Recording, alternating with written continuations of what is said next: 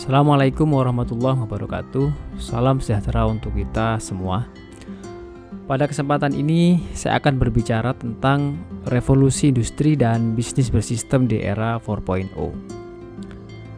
Revolusi industri yang pertama itu terjadi pada abad ke-18 ketika ditemukannya mesin-mesin bertenaga uap.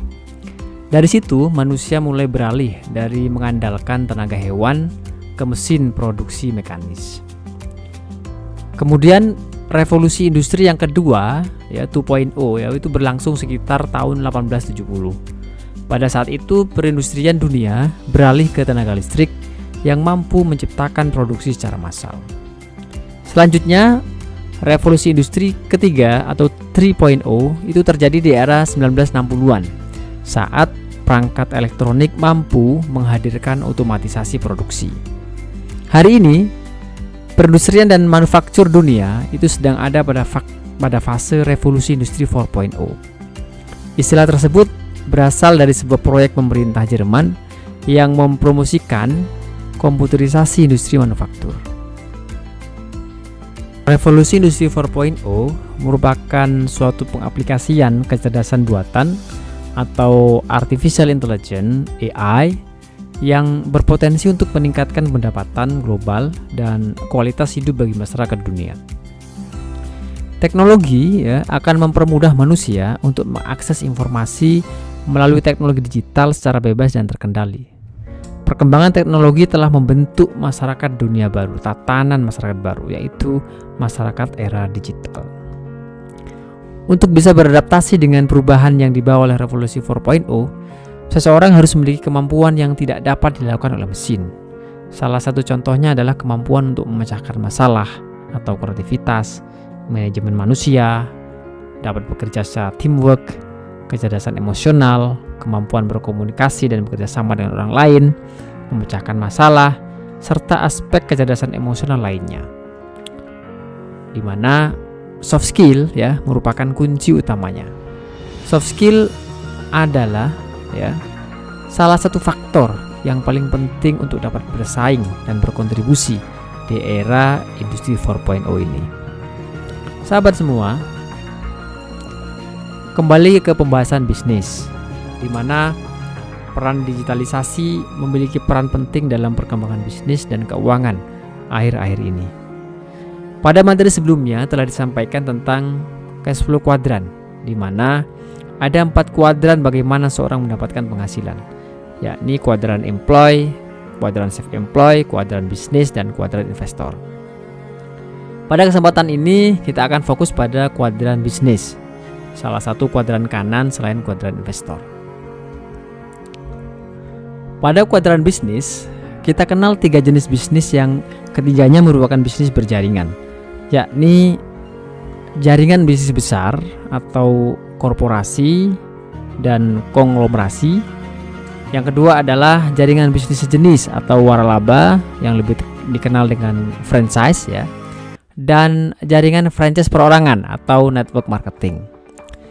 Ketiga jenis bisnis ini adalah bisnis bersistem sehingga diklasifikasikan sebagai bisnis kuadran bisnis. Robert T. Kiyosaki mengatakan bahwa orang miskin mencari pekerjaan dan orang kaya membangun jaringan. Memang benar, semua orang kaya hidup dari jaringan yang mereka buat, yang mereka ciptakan. Mereka memiliki sistem dan orang lain bekerja kepadanya. Saya akan ulas tentang apa itu jaringan dan sistem bisnis. Banyak orang yang alergi mendengar kata jaringan atau network. Padahal tidak ada seorang pun yang kaya sejati tanpa memiliki jaringan.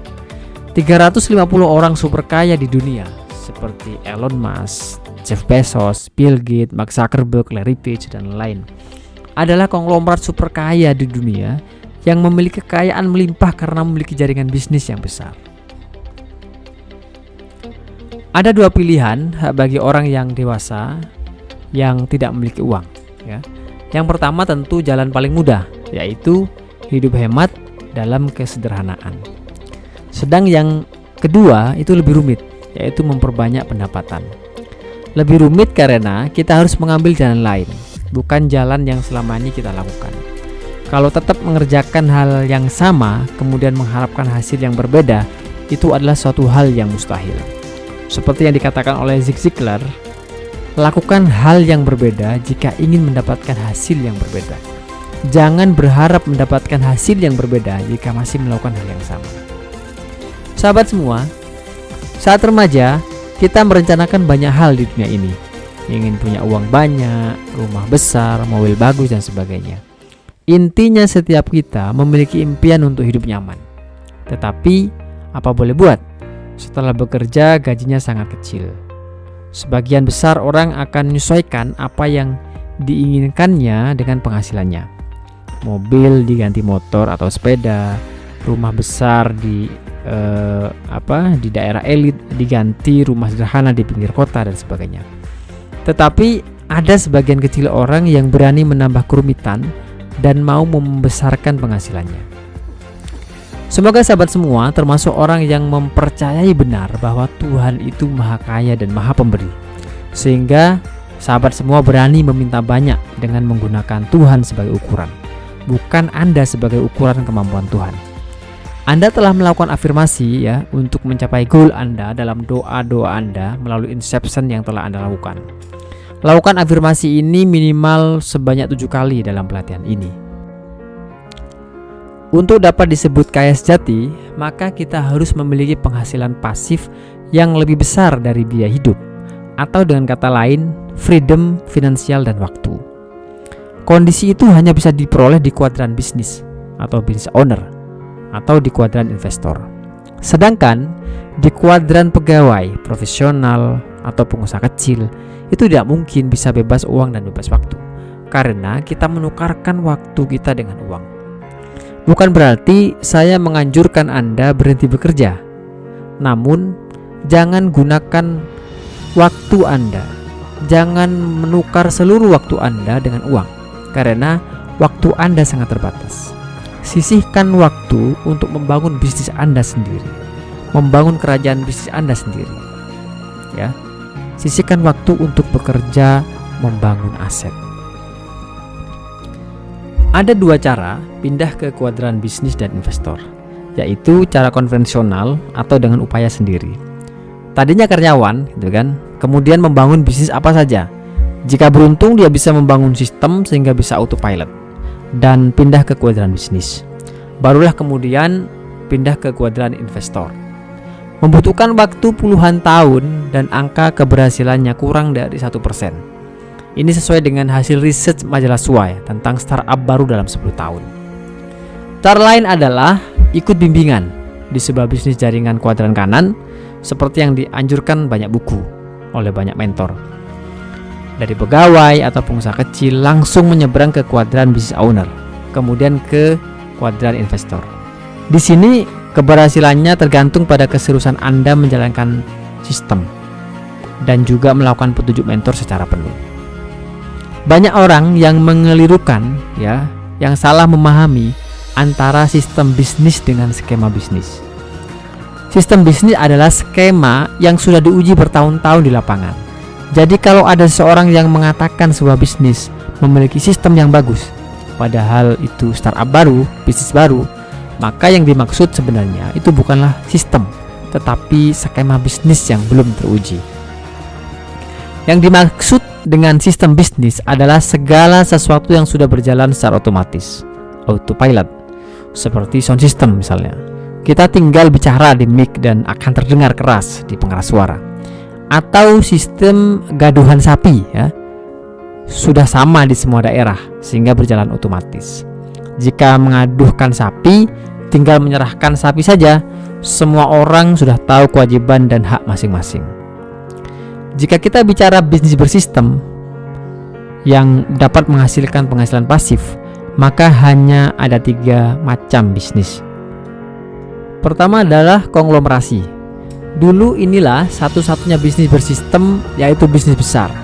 Kemudian di pertengahan abad 20 muncul 2 bisnis bersistem baru, yaitu waralaba dan network marketing. Keduanya sangat tidak disukai oleh pihak bisnis besar, ya, karena dianggap kurang fair, ya. Dahulu orang harus berusaha payah jika ingin menjadi pengusaha besar. Sekarang tiba-tiba ada orang yang tinggal membeli saja, membeli franchise, ya, membeli waralaba, tahu-tahu sudah punya bisnis, atau nyaris tanpa modal sudah bisa memiliki bisnis besar di bisnis network marketing. Korporasi adalah sebuah bisnis besar di mana struktur organisasinya sangat kuat. Ada jajaran direktur, ya, ada pemilik, biasanya menduduki posisi komisaris utama. Kumpulan dari bisnis korporasi disebut holding atau konglomerasi. Pemiliknya disebut konglomerat. Hanya sedikit orang yang akhirnya bisa membangun bisnis besar dan autopilot seperti itu. Mereka memulainya dengan membangun bisnis, kemudian membangun sistemnya. Perlu jatuh bangun berpuluh-puluh tahun, menunda kenyamanan dan berbagai langkah berat lainnya. Barulah dia bisa menjadi pengusaha besar dan konglomerat. Belum ada ceritanya mereka yang membangun bisnis kemudian hidup semewah mungkin dengan menikmati hasil bisnisnya akan menjadi pebisnis besar. Seperti para pemilik bisnis umroh sistem money game yang memiliki kehidupan mewah luar biasa. Yang akan menjadi pebisnis besar, menjadi konglomerat adalah mereka yang pada awalnya mau menunda kenyamanan. Sahabat semua, waralaba adalah sebuah model bisnis yang baru muncul di pertengahan abad 20. Dimulai dengan restoran McDonald, yaitu sebuah bisnis yang membangun sistem. Kemudian setelah jadi dan terbukti, sistemnya dijual, sehingga setiap orang bisa memiliki bisnis yang sama. Bisnis model ini dianggap tidak fair oleh para pebisnis konvensional yang sudah bersusah payah membangun bisnisnya. Karena itu di tahun 60-an ada upaya di Kongres Amerika untuk membuat model waralaba ini tidak sah dan ilegal. Pihak yang setuju waralaba akhirnya menang dengan kemenangan yang tipis. Bayangkan jika model ini dilarang saat itu, maka kita tidak akan temui Indomaret, tidak ada Alfamart, Cycle K, film Star Wars dan lain-lain yang semuanya menggunakan model franchise atau waralaba. Network marketing, atau juga disebut dengan personal franchise atau waralaba pribadi, digolongkan dalam bisnis prosumer atau profitable consumer. Bisnis ini diawali oleh Avon, yaitu bisnis kosmetik yang mengadakan penjualan langsung dari pabrik ke konsumen, sehingga keuntungan yang tadinya untuk agen, untuk distributor, untuk pengecer dan iklan diberikan kepada member, yang sekaligus konsumen. Apapun bisnis model baru yang mempermudah orang akan ditentang oleh pebisnis lama. Jadilah model bisnis ini diserang di mana-mana karena peraturan di setiap negara belum mengakomodir bisnis sejenis ini. Meskipun Avon adalah pionirnya, tetapi MW yang paling besar dan kuat. MW yang menghadapi berbagai hambatan dan kesalahpahaman di berbagai negara, dan akhirnya menjadi tumbal kesan jeleknya karena dianggap melanggar peraturan di sana-sini, menipu dan sebagainya. Tetapi bukti bahwa perusahaan ini semakin besar membuktikan bahwa semua tuduhan itu tidak benar. Anggota MW di dunia itu jutaan, dan sebagian sudah sampai ke generasi ketiga. Seseorang itu bisa menipu orang lain cukup lama jika sedikit, atau menipu banyak orang tapi dalam waktu singkat, karena pasti akan terbongkar. Tidak ada satupun yang bisa menipu banyak orang dalam waktu yang cukup lama. Avon, MW, Mary Kay memiliki jutaan anggota di seluruh dunia dan usianya sudah cukup lama. Jadi tidak mungkin mereka bisa menipu banyak orang dalam waktu yang cukup lama. Avon berdiri pada abad ke-19, MW pada tahun 1959, dan Mary Kay pada tahun 1963. Mereka hari ini memiliki jutaan anggota dan sudah membuat sukses ratusan ribu orang. Robert Kiyosaki di sebuah seminar di depan anggota sebuah bisnis network marketing mengatakan, jika Anda menjalankan bisnis network marketing merasa sulit, cobalah menjadi seperti saya yang menjalankan bisnis, bangkrut dan punya hutang $1 juta. Kalau tidur seperti bayi, setiap jam bangun dan menangis. Banyak orang tidak berhasil di bisnis network marketing karena memang nyaris tanpa syarat. Siapapun asalkan sudah dewasa bisa masuk menjadi member di bisnis network marketing. Saringannya terjadi saat menjalankannya memang. Terlihat banyak yang gagal, tapi tidak sedikit yang berhasil dan merubah hidupnya jauh lebih baik dari sebelumnya. Di bisnis konvensional, menurut statistik di Amerika, hanya 1 dari 100 bisnis startup yang masih hidup dalam 10 tahun. Padahal untuk membangun bisnis konvensional syaratnya cukup banyak, antara lain memiliki modal dan keahlian bisnis. Beda dengan bisnis networking yang tanpa syarat. Jadi kalau di bisnis ini banyak yang berhenti, itu wajar-wajar saja. Robert T. Kiyosaki pernah didatangi anak muda berkumis di lobi hotel tempat dia baru saja mengadakan seminar. Anak muda itu meminta Robert untuk menjadi mentornya. Kemudian Robert melihat si anak muda berkumis rapi dan terpilar itu.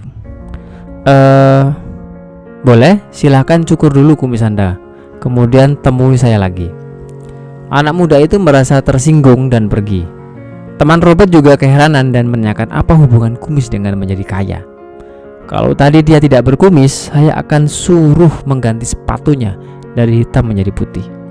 Menjadi kaya adalah berubah. Saya hanya ingin melihat apakah dia siap untuk berubah atau tidak. Jika Anda ingin menyeberang ke kuadran kanan, menjadi bebas finansial dan bebas waktu, carilah mentor yang sudah berada di kuadran kanan. Ikutilah apapun langkah yang ditujukannya. Anda sedang menjelajahi ladang ranjau yang tidak Anda kenal. Jika nekat jalan sendiri, pasti akan celaka. Pegang sabuk mentor Anda dari belakang, atau sarungnya kalau dia sarungan, dan ikuti semua langkah yang dianjurkan oleh mentor, suka ataupun tidak suka. Hanya itu cara untuk bisa berubah, karena Anda sedang hijrah ke tempat yang tidak Anda kenal. Ikuti imam Anda tanpa mempertanyakan. Bertanya boleh, mempertanyakan tidak boleh. Apalagi kemudian tidak mengikuti langkahnya. Maka dipastikan Anda akan tersesat dan kembali ke rutinitas Anda sebelumnya. Jika kita menilai sebuah bisnis, maka yang paling bernilai adalah basis konsumennya. Gojek, Traveloka, Tokopedia itu besar karena dia punya basis konsumen. Sebagus apapun bangunan sebuah bisnis, sekuat apapun manajemennya, jika tanpa konsumen, maka itu bukan bisnis yang bagus dan menjanjikan. Bisnis terbesar di dunia itu adalah bisnis distribusi produk dari pabrik ke konsumen. Secara normal, dari 100% harga yang dibeli konsumen, hanya 40% yang untuk pabrik, sedangkan yang 60% dibagi mulai agen, distributor, pengacer, dan iklan. Ada 3 jenis bisnis yang bermain di sini, yaitu grosir, pengecer konvensional ya, kemudian waralaba, dan network marketing. Masing-masing memiliki ciri-ciri. Yang pertama adalah grosir retail konvensional ya. Semua hal mulai membangun toko, mengisi toko, mengelola toko, dan menjadi konsumen dilakukan sendiri. Butuh modal besar dan sifat penghasilannya adalah penghasilan aktif dengan keuntungan 5-10% omset. Yang kedua adalah waralaba. Kita sebagai pemilik yang membangun toko dan mengisi tokonya, sedangkan yang mengelola toko dan menjadi konsumen itu adalah perusahaan mitra. Modalnya besar dan kita mendapatkan 2,5% sampai 3% dari omset, dan itu penghasilan pasif. Penghasilan terbesar untuk mitra karena merekalah pemegang konsumen yang sesungguhnya dengan mereknya itu. Alfamart, Indomart ya. Yang ketiga adalah network marketing. Jadi yang membangun toko, mengisi toko, dan mengelola toko adalah mitra, sedangkan tugas kita hanya mencari konsumen. Kita fokus di salesnya. Modal sangat kecil dan keuntungan kita itu sekitar 10% omset, dan itu penghasilan pasif. Keuntungan untuk kita cukup besar karena kitalah pemilik konsumennya. Sebagian besar orang di dunia ini, khususnya di Indonesia, itu tidak menyukai bisnis network marketing, bisnis yang bersifat jaringan seperti ini. Setelah belajar tentang pikiran ya, semakin jelas mengapa orang tidak suka dengan bisnis jenis ini. Karena bisnis network marketing yang benar itu mampu membuat seseorang memiliki penghasilan pasif yang besar, bisa kaya dan freedom. Sedangkan sebagian besar dari mereka itu memiliki program pikiran, bekerja keras dan mencari uang. Meskipun secara sadar kita kepengen kaya, kepengen sekali menjadi orang kaya, tetapi bawah sadar kita tidak mengizinkan kita untuk kaya dan memiliki banyak uang. Karena itu, bawah sadar kita menolak bisnis atau peluang bisnis yang dapat membuat seorang menjadi kaya dan kemudian hidup santai. Orang miskin mencari pekerjaan orang yang akhirnya nanti bisa kaya itu membangun jaringan. Jaringan apa yang dibangun tergantung dari apa yang kita miliki. Jika kita memiliki waktu panjang, usia masih muda di bawah 30 tahun, punya keahlian bisnis dan uang, ya, maka dirikanlah bisnis Anda sendiri. Bangun sistemnya sehingga menjadi bisnis yang autopilot, menjadi bisnis yang besar dan menjadi konglomerasi. Maka Anda akan bisa menjadi konglomerat. Jika memiliki waktu panjang, Anda masih muda, tetapi tidak memiliki keahlian bisnis, lakukan investasi dari penghasilan Anda sekarang. Jika Anda bisa menyisihkan 30% dari penghasilan sekarang dan diinvestasikan dengan baik, maka dalam waktu 30-50 tahun, Anda akan bisa bebas finansial. Jika tanpa keahlian, jika Anda tidak memiliki keahlian, tetapi memiliki banyak uang, misalnya dapat warisan dari tantenya tetangga katakanlah, maka belilah franchise yang udah bersistem. Belilah waralaba seperti Indomaret, Alfamart dan segala macam. Anda akan dapat penghasilan pasif dan Anda akan freedom. Namun, jika Anda tidak memiliki uang, juga tidak memiliki keahlian, tetapi ingin bebas finansial, maka satu-satunya jalan untuk bebas finansial dan waktu adalah bangunlah aset bisnis di bisnis network marketing.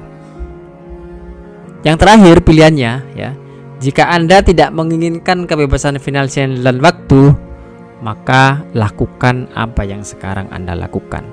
Kembali ke habitat Anda, kembali lagi ke pekerjaan Anda yang sekarang. Sahabat semua, Anda ada di mana sekarang? Ya. Apa yang Anda inginkan hari ini? Apakah Anda ingin bebas finansial atau ya ingin kembali seperti yang sebelumnya? Silakan share di kolom komentar atau di grup bimbingan ya, apa yang menjadi keinginan Anda. Salam sukses, sehat dan berlimpah. Assalamualaikum warahmatullahi wabarakatuh.